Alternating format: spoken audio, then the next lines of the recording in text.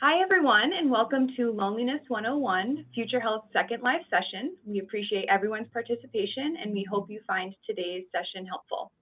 My name is Gina Warga, and I work for Future Health. I'm going to be your moderator today. Just so you all know, today's session is being recorded, so we will send that out as soon as everything is wrapped up. So definitely share that with colleagues and students once you get it. Today we have two panelists from Holyoke Medical Center over here in Western Massachusetts joining us today. Thank you, Erica and Liz. Both panelists will cover the topics and then they'll follow with a Q&A section.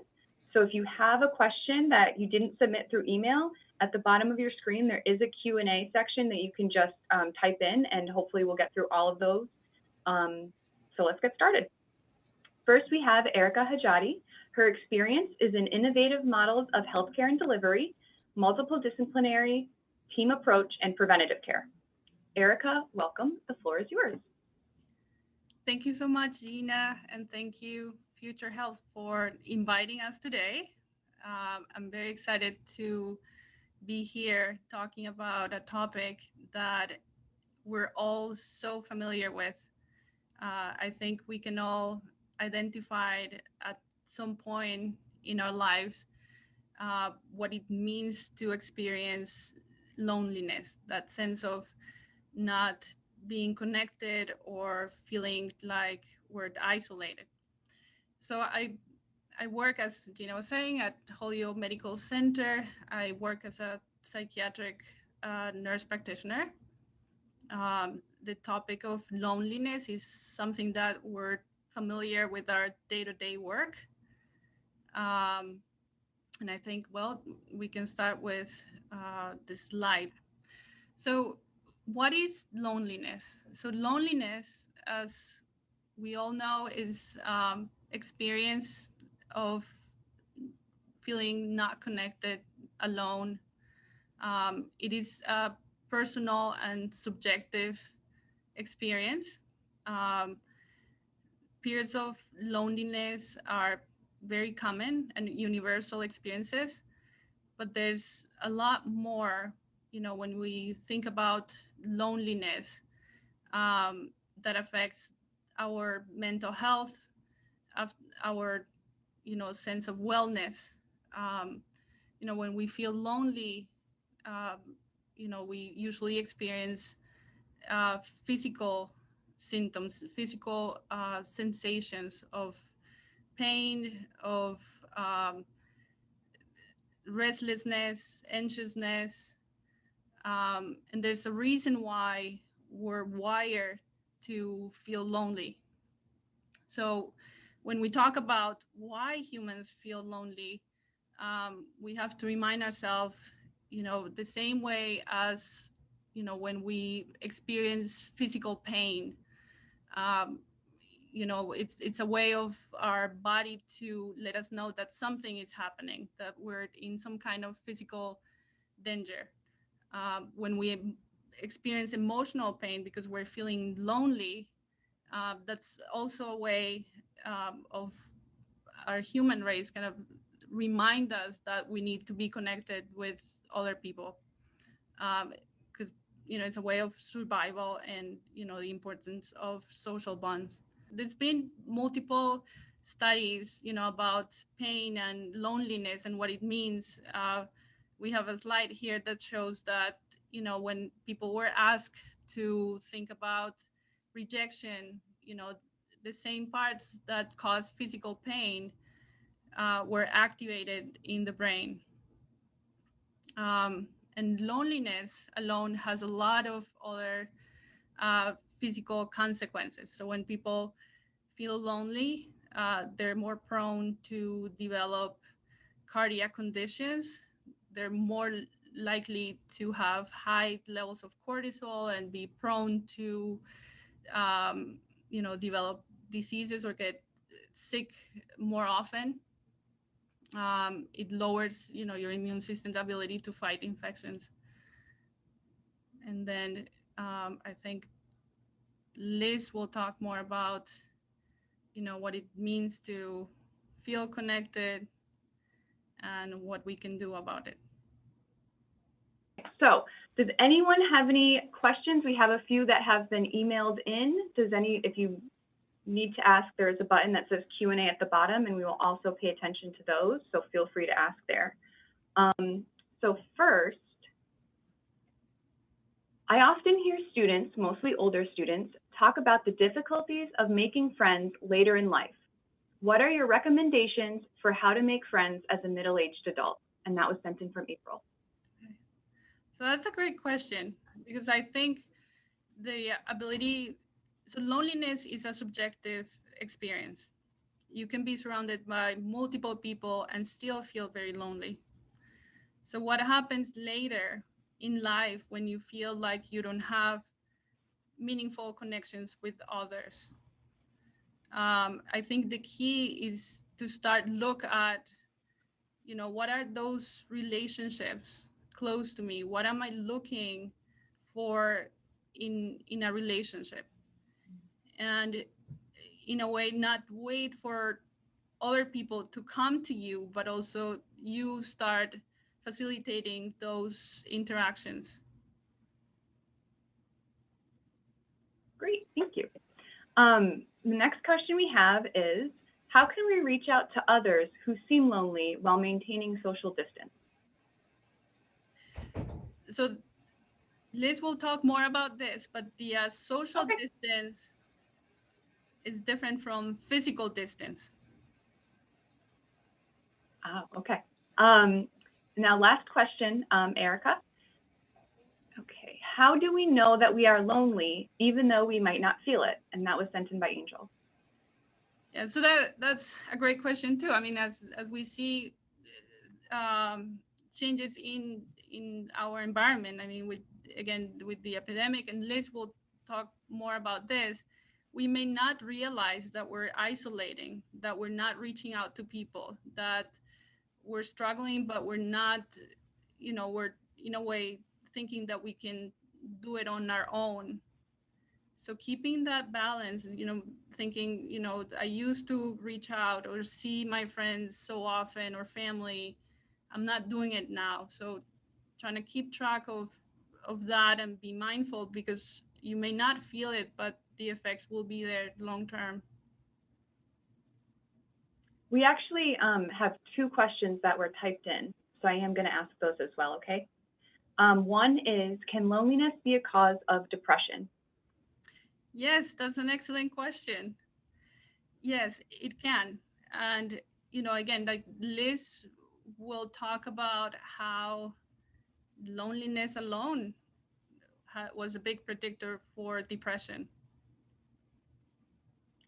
Next is, why are individuals experiencing loneliness even though they are surrounded by people every day? It's not enough because mentally they still feel alone. That's another great, excellent question. So the biggest surprise about loneliness and all the research is that it's not about how many connections you have with people.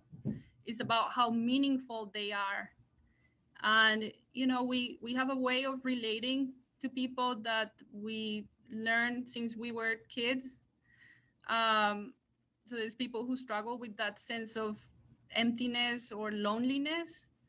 But I think those are signs to look closely at how can I build more meaningful connections with others, even if it's just one person or two. It's not the quantity, but it's feeling like you belong to a group, that you're seen, that someone understands you. And if I could, I'm sorry, one more, because they typed it in and I just want to make sure we're giving everyone a fair chance. What is a good way to approach a friend who is contributing to the loneliness unknowingly? Which is a great question. Yeah. So I think, the first thing is not being afraid of reaching out. I think people oftentimes, and especially in our society that values individual, independence, and to just reach out and say, just be genuine and what you're observing. You're not reaching out to us. We're not hearing much from you. Can we help? Can we do something? and then see how that person, responds, including them. That's another big piece, because then if they don't respond, you tend to, okay, forget it. But insist in a way. Okay. And again, this is the last one before we go on to Liz. After a close family member's death, how do you not seclude yourself to help not stay lonely? So that's another great question. Heavy. Because when we're feeling sad and we're feeling, the tendency is to isolate, to deal with your own feelings on your own, because you feel like you're going to be a burden to others. And reality is, especially in situations like grief, is that you grieve as a group, as a family, friends. And it's so important. I think a little bit outside of the topic, but one of the biggest impacts during COVID, when someone passed away and people not being able to be together. So how to, initiate that, and knowing that that's a process that will help healing, and get through a difficult, stage in life. Great, thank you.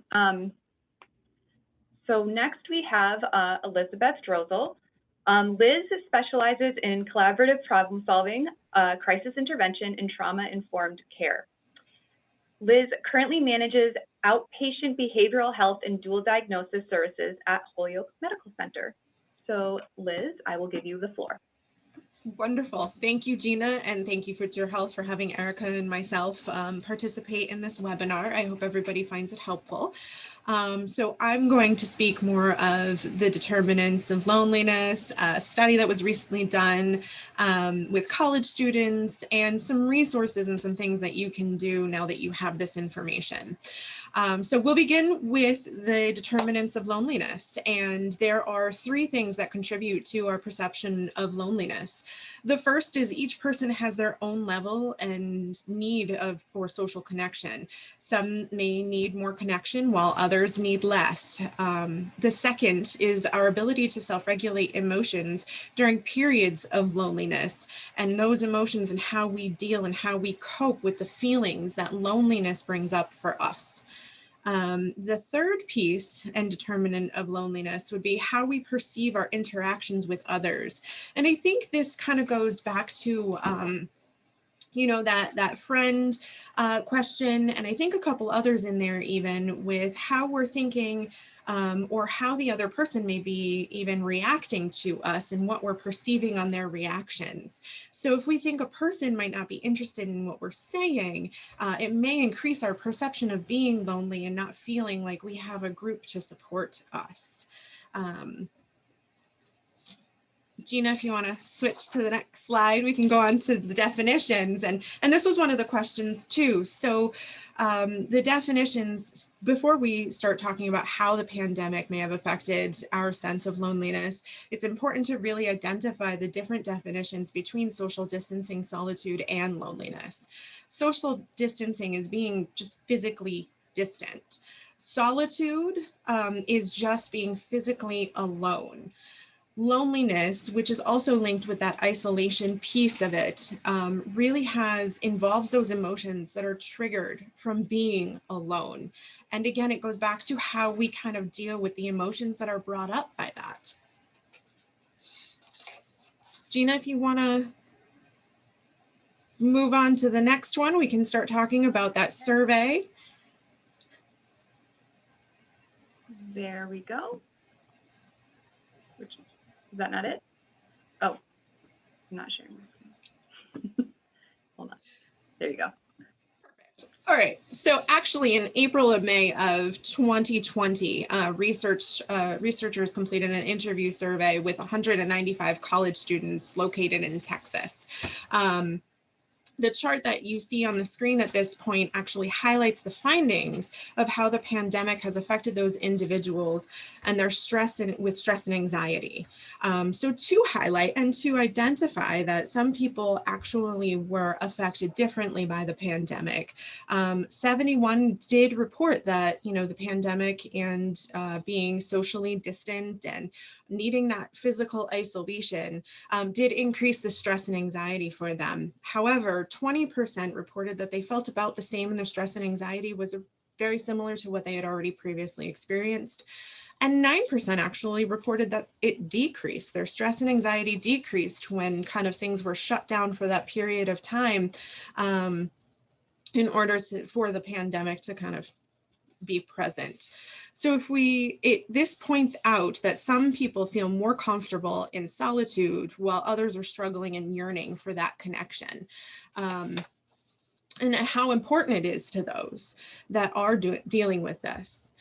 So if we move on to the next slide, actually, this continues. And during this same study, along with the stress and anxiety, 44% of participants actually reported experiencing some type of depressive symptoms.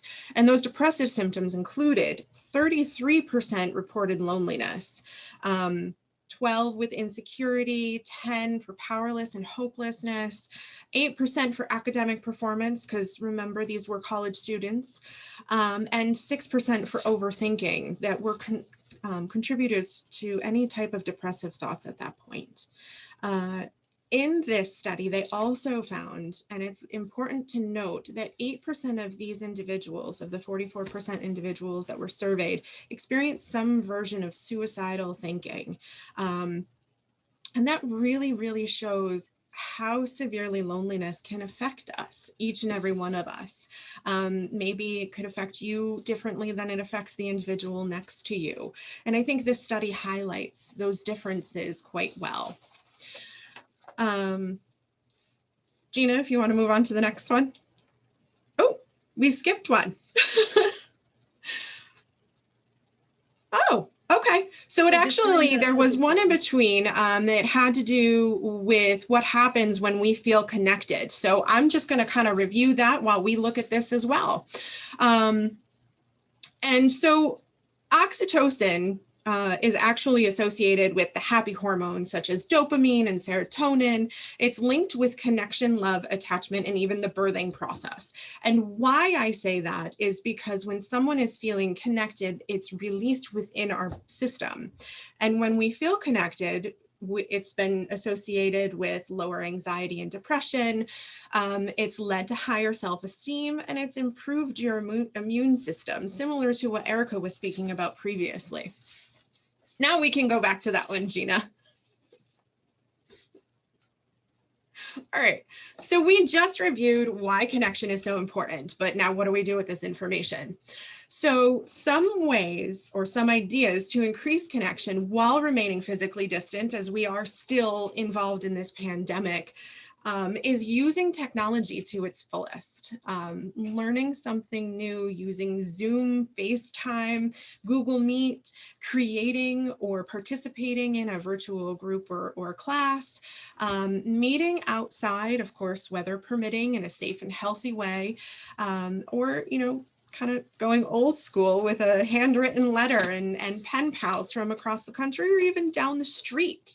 So those are some ideas that I had, and I was actually hoping on the next slide, if we could kind of come up with, if you could put in the Q&A in the chat box down below, submit some of your responses as to if they're, how you have maintained some of those connections, and we can help one another with that.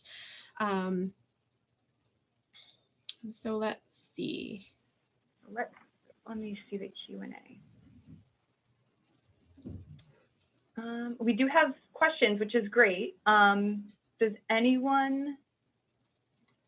Video calls and phone calls. Yep. Yep, I saw that. Absolutely. And trying to maintain those on your own and have friends do that as well. FaceTime.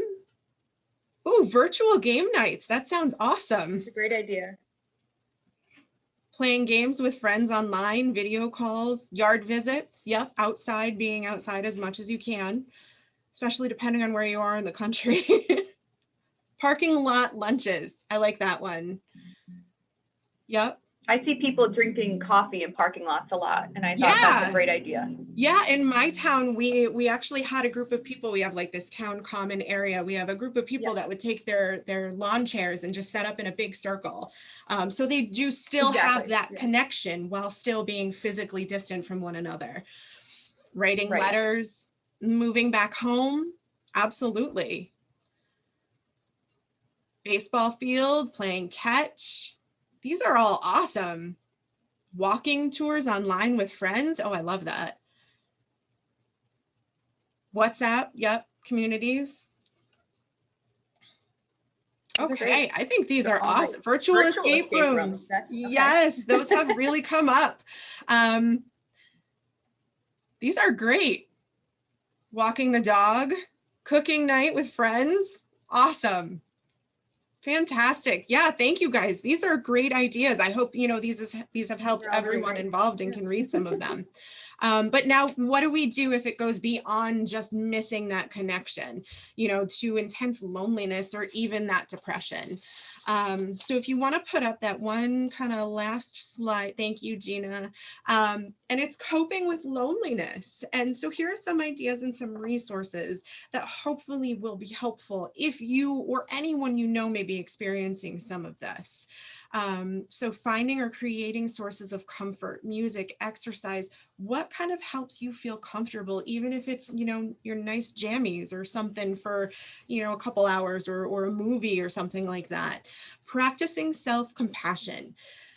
I think this is one of the hardest ones, because I think, speaking to kind of our societal expectations, we're expected to, be strong. We're expected to be able to deal with a lot of things. And that sometimes gets in our mind, and we start to have this record play in the back of our head saying, no, I should not be sitting on the couch right now watching TV. I should be doing A, B, and C.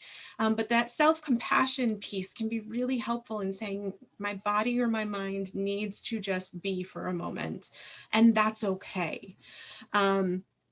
Reaching out to your support network. Somebody said moving home, that could be a support network. Calling friends, FaceTiming friends, cooking with friends, any of those things that were mentioned could absolutely be a part of reaching out to your support network.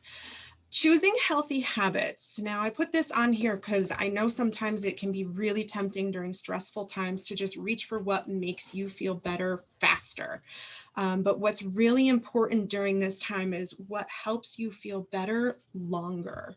And if that's like the next one, seeing a therapist or having friend therapy night, getting together with friends that one night, or setting up routine FaceTimes or something like that. Those are the more helpful and supportive pieces. And then I added some national resources on here. So NAMI, the NAMI helpline. NAMI is actually the National Alliance on Mental Illness.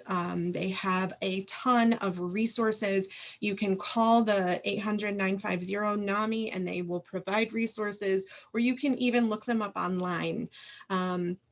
And if you jump to the next one, in a crisis, if you are experiencing a crisis, or if anybody is, you can also text NAMI and they can help you through those pieces as well. And then 211.org, I wanted to highlight. So this is actually also a national service that consists that can assist in a crisis or with housing or food or even health resources. So that would be a good place to kind of start and get some resources as well. And then of course if anybody is experiencing any of those more extreme symptoms, I did put the National Suicide Prevention Lifeline on there. They are staffed 24/7 and available to talk if anybody, or yourself may be experiencing any type of suicidal ideation. So reach out, please. That's the gist of this. If you're feeling any more of those loneliness or depressive pieces, reach out to your support or maybe some of these national organizations that can help as well. So that's kind of my little talk. The next piece is if anybody has any if you have any questions or anything, you can submit those in the chat as well, and Gina and I can go through those too. And maybe Erica can jump in. We do have a bunch of questions. Yes, I saw that. I will start. Yeah, I'll start with the top. How can I find resources on campus for loneliness?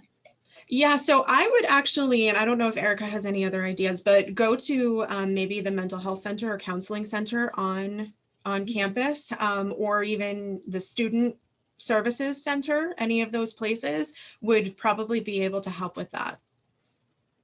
I would also suggest a lot of student health insurance policies have a sort of counseling line that's available to them. That is and a lot of times those are 24/7. So those are really good to look into to see if you have any sort of benefit like that. Yeah. How can you know your risk for loneliness and social isolation? So I think, the risk goes back to kind of your perception. Are you feeling lonely? Are you feeling like it's just too much? And I think that's where the risk lies, or at least the identification of risk. And that's going to be independent on each and every one of you. If you're feeling like you don't have enough support or you're not being heard, then, I think that puts you at a higher risk of feeling lonely, and maybe more than likely some of the depressive symptoms as well. Great answer. How do college students deal with loneliness? Well, that's a good question. So we did go through $1 million question. Yeah, these are excellent questions. And we did go through some of the ways that, I think overall, generally people can kind of deal with loneliness. But I did actually research. When I was doing my research, I found that some college campuses are implementing an app that can help kind of combat loneliness, more specifically with freshmen coming on board, but it's per college campus, and it's not widespread. So I think that goes back to, talking to somebody, talking to a friend, reaching out to your supports, going to the counseling center on campus, talking to somebody for a little while in that area. I think I would have to say, if you kind of want to combat it, even, you might be at risk because you're in an online course, so you don't get that, human connection and interaction a lot. But if you can do some sort of small study group and you just wear your masks with just a couple of friends, and just to get that closeness with someone else, I'm sure that helps a lot as well. Absolutely. Yeah, another question. What should students do to avoid loneliness in their study? I feel like I just kind of answered. Yeah, Gina, I think you actually answered that one well.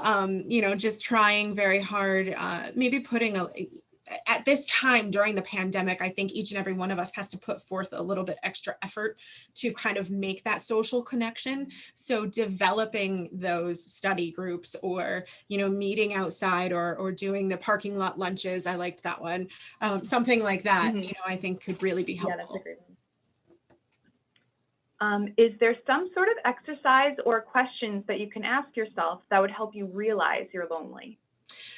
Actually, yeah, Erica and I found the UCLA put out a loneliness scale, and actually, if you just Google the scale, it'll just pop up and you can answer those questions. When looking at the questions, it's all on a scale of, I think it was 1 to 4. I apologize if I'm incorrect in that, but I'm pretty sure it was 1 to 4, and the higher the rating, the higher the amount of loneliness that person may be feeling at that point in time. Now, it's important to also note that some of the questions are worded specifically in reverse. So even if you just Google it and it pops up, there are some questions on there that would, the scoring would be reversed. So instead of 1, it would be 4, 3, 2, 1, instead of 1, 2, 3, 4. So it's important, if you're going to look that up, to actually look up how to scale it, and how to grade it. Great. How can I tell if someone is lonely versus someone who is depressed?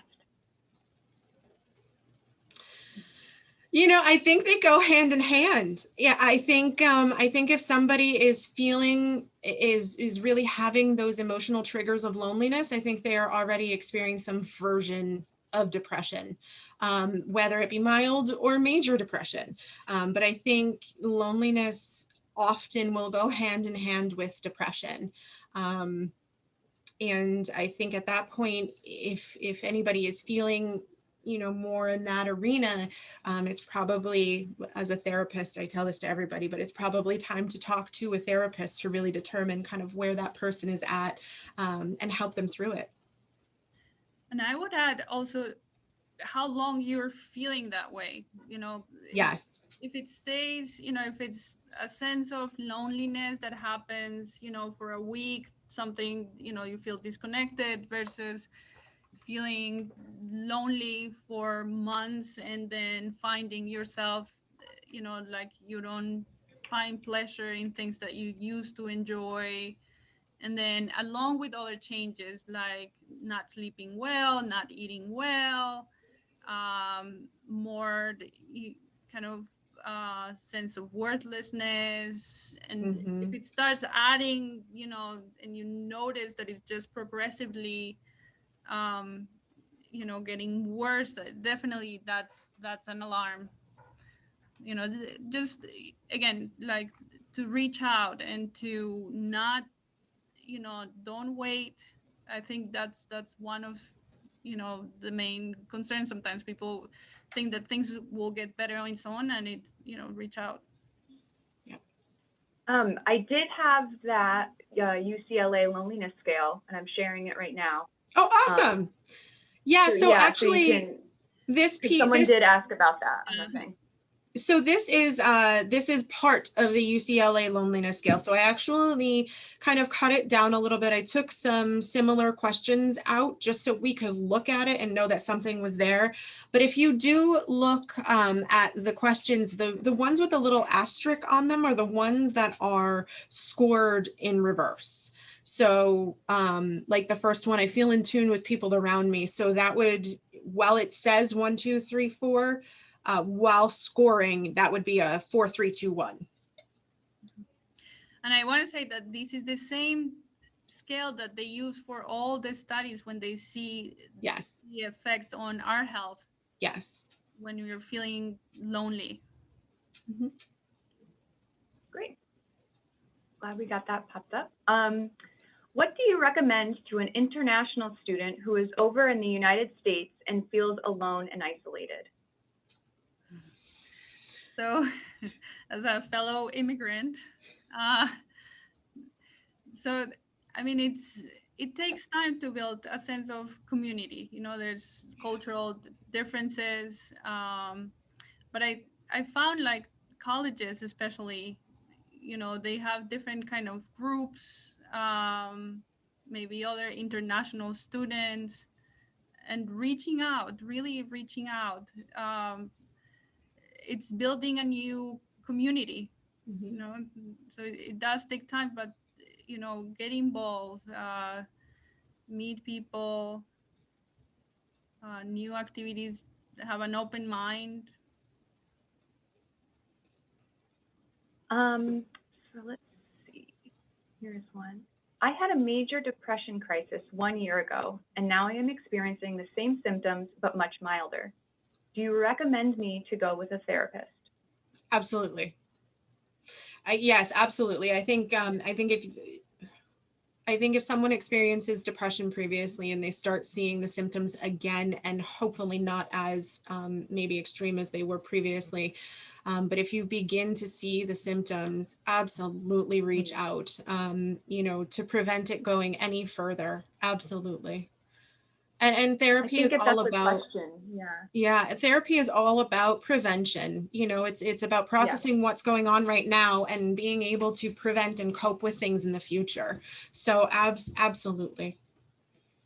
Yeah, thank you. For someone that has isolated themselves over a long period of time, what could be a first step to start to reconnect with people again? I think it's about what you're comfortable with.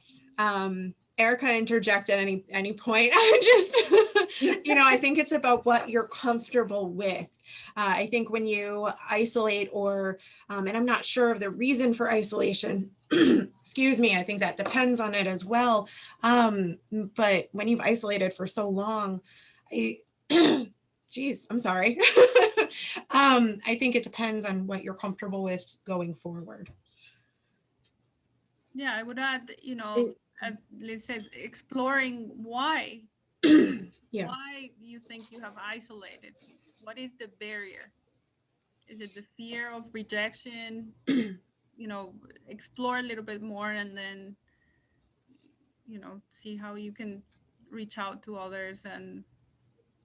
And I'm not sure if that particular question was in reference to the pandemic and social distancing more so, if that's the reason for isolation or if there was more of a mental health reason for isolation. But, regardless, I think it's about what you're comfortable with and reaching out as much as you are comfortable. And then maybe taking that a little bit further after that.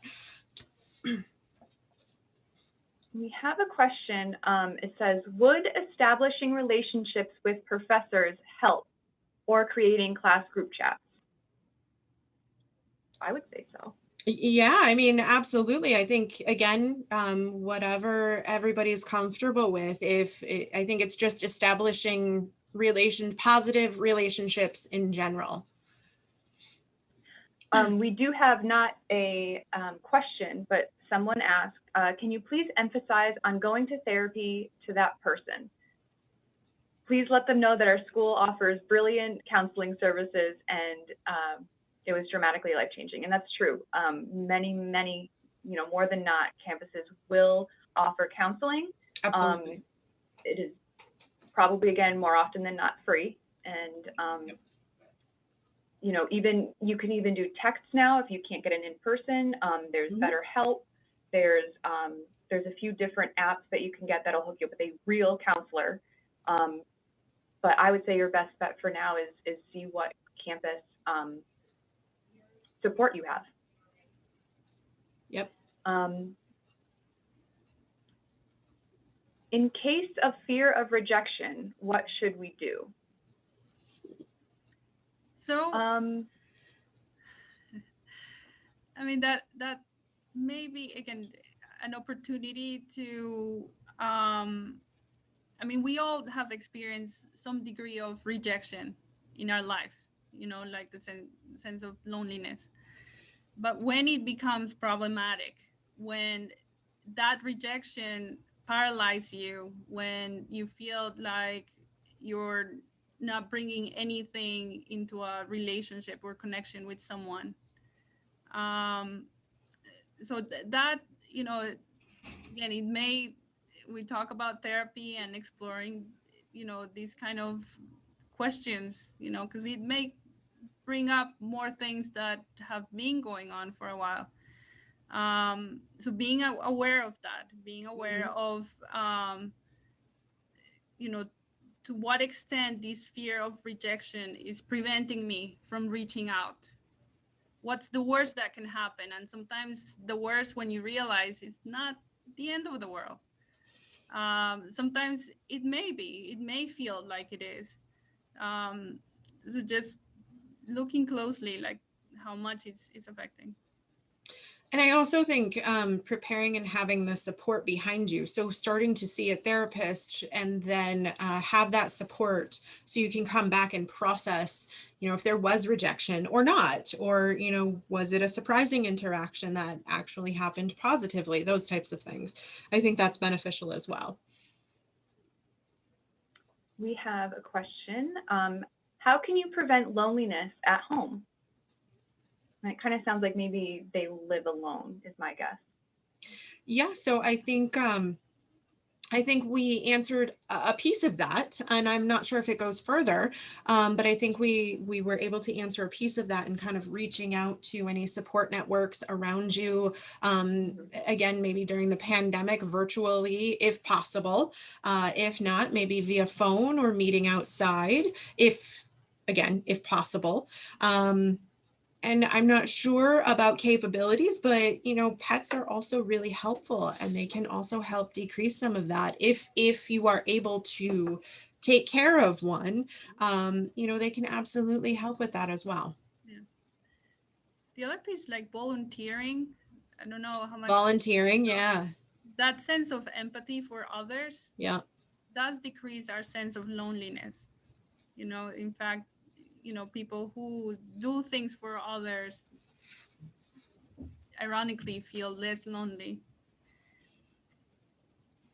I would also add, if you have neighbors around, see if they want to go for a walk with you, weather permitting and everything. Mhm. And you don't have to necessarily walk hand in hand. You can, keep a few feet apart and still socially distance, but still have that sort of companionship. Let's see. How can I tell a friend is lonely before they get into depression?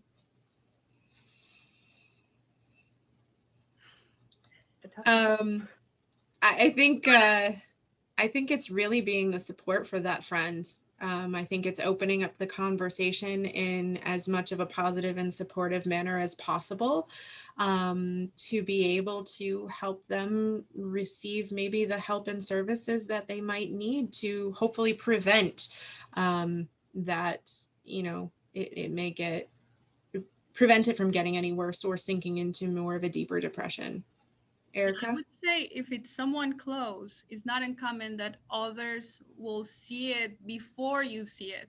Yes. And the same goes with depression. So, um, I mean, the same way as you would let other people know, being open to listening when someone is concerned about you.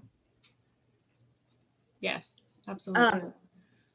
I think this is a very good question. How can I overcome the frustration when other people don't answer as we expect when we ask for help? So that's a great question. So when we ask for help, I think it depends how we ask for help. We need to be specific as to what you're feeling and what you think you need, because oftentimes we expect people to kind of read our minds and know what we need and do it almost without having that conversation. So being specific, what is it that I'm feeling and what do I think I need, and being okay with asking it. I'm feeling lonely. Let's say a couple, we get from work or school and you're on the phone. Can we please spend time together? Can we make it a purpose that we're gonna spend 10 minutes just to talk about our day? Mhm. So I would say, how are you feeling, and then identify what do you need from the other person and ask for it. Yeah, absolutely. And I would also add to that unfortunately we can't, if we do that, even with what Erica said, we still can't predict what the other person is going to do or how they are going to react. So try not to let the other individual's reaction derail you from seeking out what you do need from others.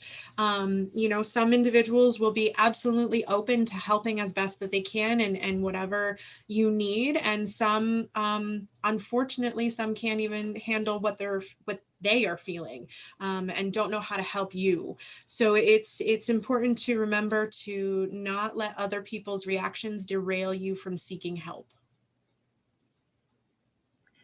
Kind of going off of that, we do have another almost follow-up question. How do you allow others in to help when you're reluctant?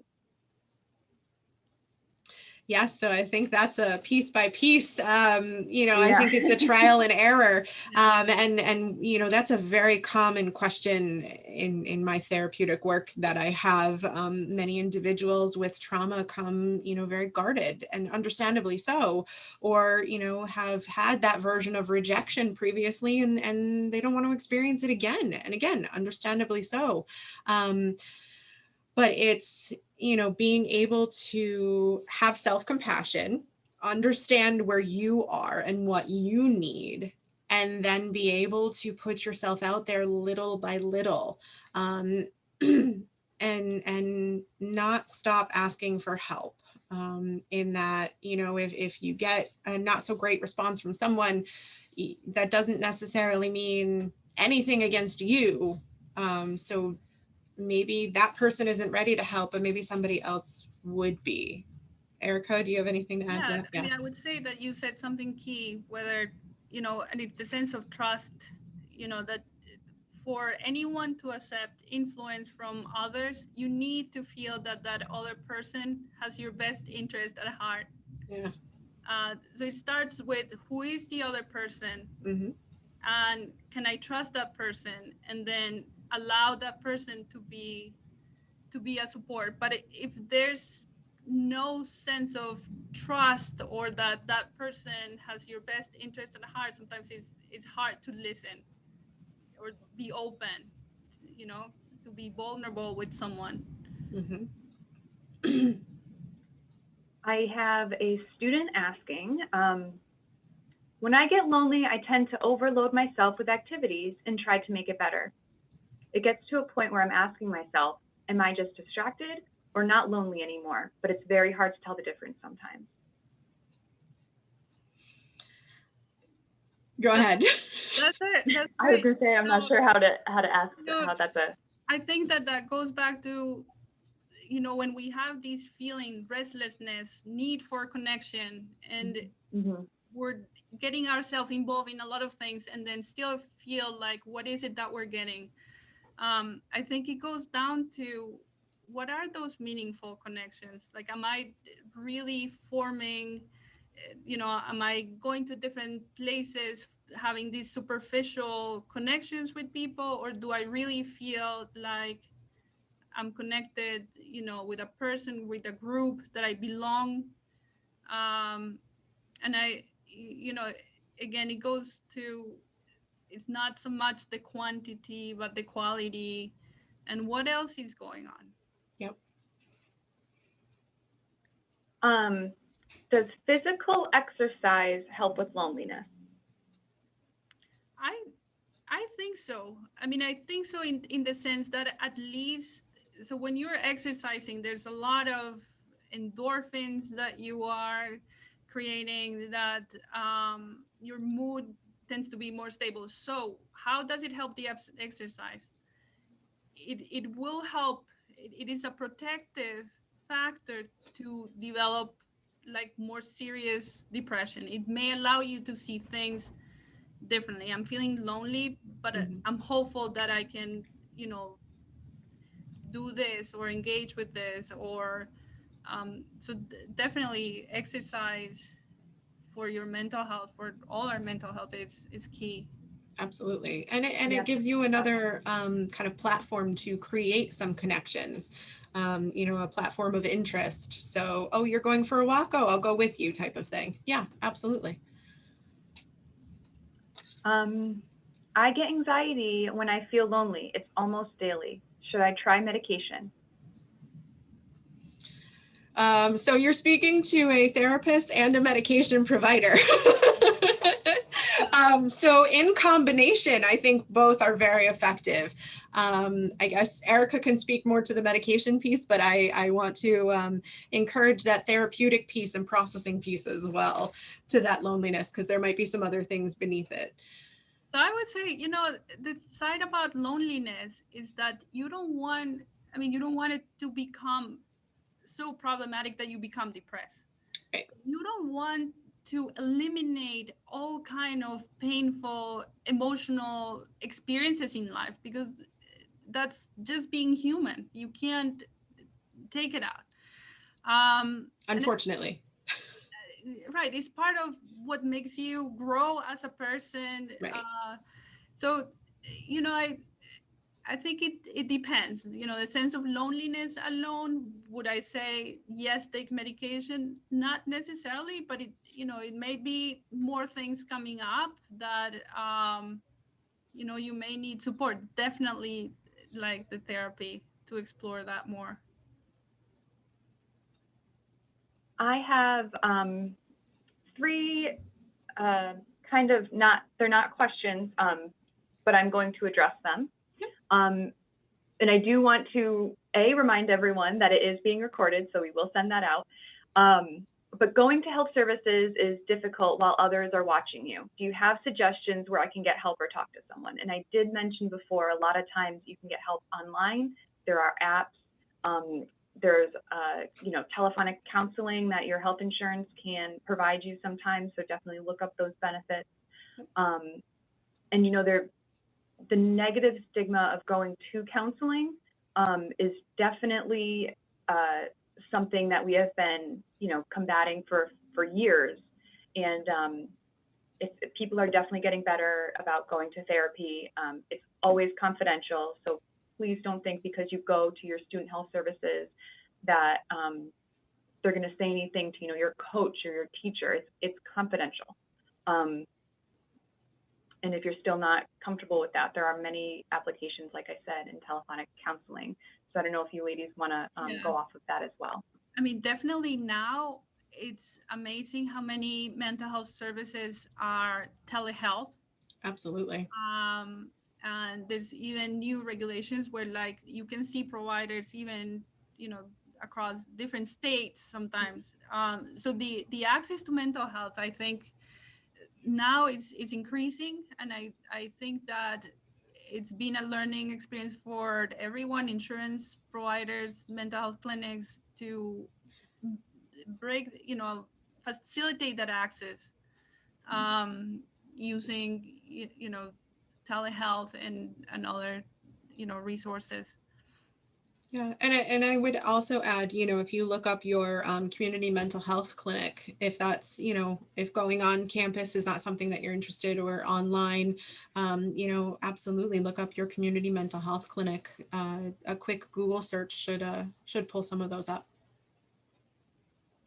And we have our last question. Is loneliness more common in one gender versus the other? That's a great question. So when I was looking, Erica, I'm not sure about you, but when I was looking through the research, there really wasn't much that I could find specific to genders or gender identity. However, the studies that I did look at did report higher levels of loneliness in females, but it didn't, that wasn't the purpose of the study, so it wasn't an exact correlation. So we can't say that specifically, but that's what I did find in some of the pieces that I was looking at. Yes, I think that yes, as you said, like maybe females, there's some differences in like college students as opposed to older age.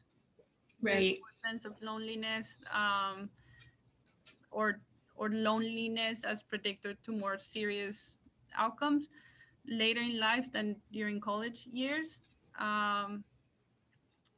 But yeah, I want to say the same as Liz, like maybe a slight, with females, but I'm not 100% sure. That also, I want to say, doesn't even take into consideration the LGBTQ plus community either. So, we want to be sensitive to that as well. And that, the studies that we looked at, male versus females, but non-binary was not in there that I could see, and those types of things. So as far as I could tell, there was no firm correlation, but it did report more females than males. So someone did, while you were answering, someone did write in, using telehealth helps sometimes, but there's no privacy. Roommates listen in, or at home, parents may listen in. Any thoughts on that? Headphones are fantastic. However, I understand, the response is not, on headphones. We currently here at our partial program are doing our partial hospitalization, which is an intensive group day treatment type program, and we're doing it via telehealth. So we have individuals do the best that they can to be alone. Some people have gone out into their cars, have found a specific space that they could go on their own, to be able to process some of the stuff that's going on. Headphones, like I said, are really helpful. So that way, the other individuals maybe around you wouldn't be able to hear half the conversation, but I understand that the responses that you would be making would not necessarily be confidential if those were the concerns. But trying to find the space and opportunity, or having boundaries with individuals, which I know is difficult. I know is very difficult, but maybe saying to your roommates, hey, I have a doctor's appointment, because they don't need to know what it's about, but I have a doctor's appointment between this time and this time. Can you please not be here? Or can you not come upstairs or downstairs or wherever?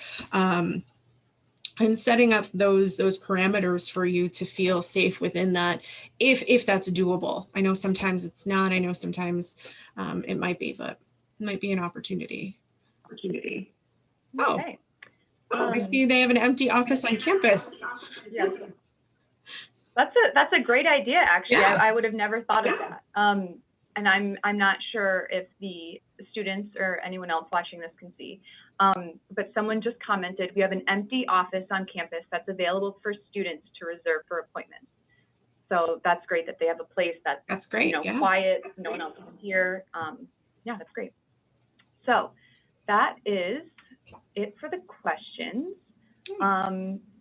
So yeah, I would just thank you everyone for joining our second live session.